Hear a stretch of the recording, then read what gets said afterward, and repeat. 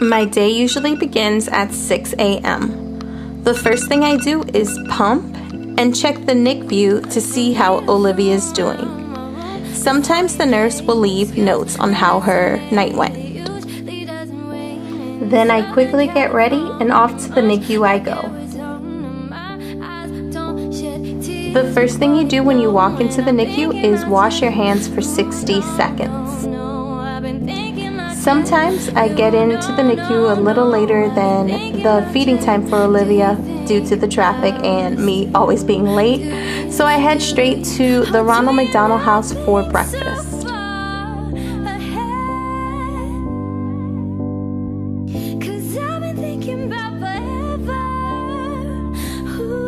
You know I have to have my cafe con leche to make it through the day. By 9 o'clock, it is that time again, yes, to pump. At the Ronald McDonald House, I love the lactation lounge.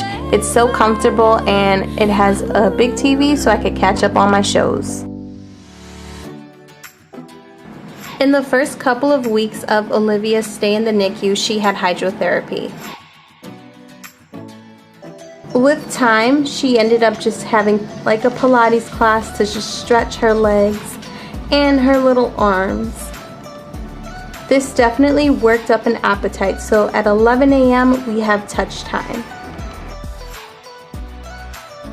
Touch time is usually when we change her diapers so something like this doesn't happen, and also take her temperature. And when she was really small, we did a lot of skin to skin, which is also known as like the kangaroo holds. Also at 11, it is time to feed this girl. She definitely has worked up an appetite with all her little exercises.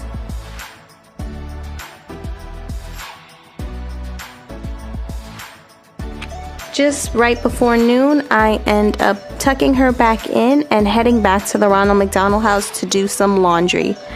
This girl can go through some clothes.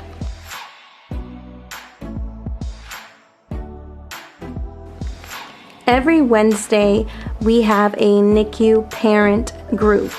We do a lot of scrapbooking and arts and crafts, and it's just also a good time to express ourselves. I mean, what better way to talk to someone who knows exactly what you're going through?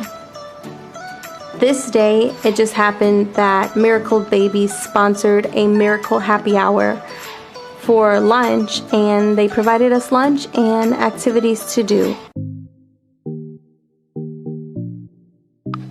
By 2 o'clock, I head back to my baby girl to see how she's doing.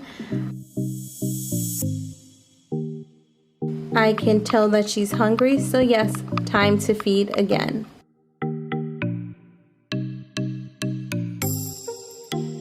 After holding her and cuddling after her feed, I tuck her back in. She's definitely ready to go back to sleep. So I head over to the lactation room and start pumping again.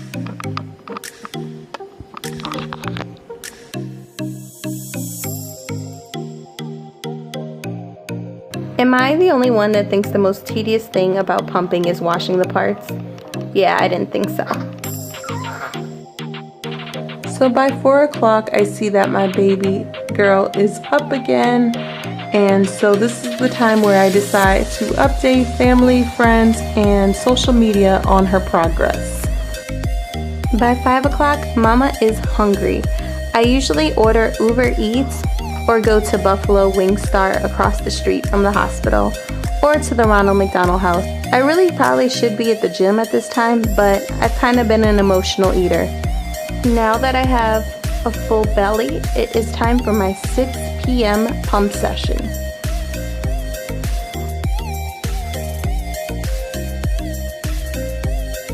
Around 7 p.m., Olivia's papa comes to visit her since he's off of work. They spend plenty of time snuggling, and he loves to read her bedtime stories. She's definitely Daddy's little girl.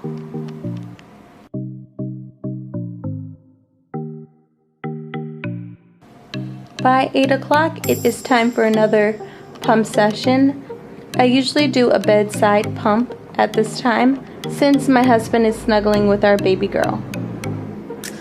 By 9 o'clock, it's time to tuck Olivia in and we will see her tomorrow. And we head home, and it's time to pump yet again, and then finally go to sleep and wake up in the morning and do this all over again tomorrow.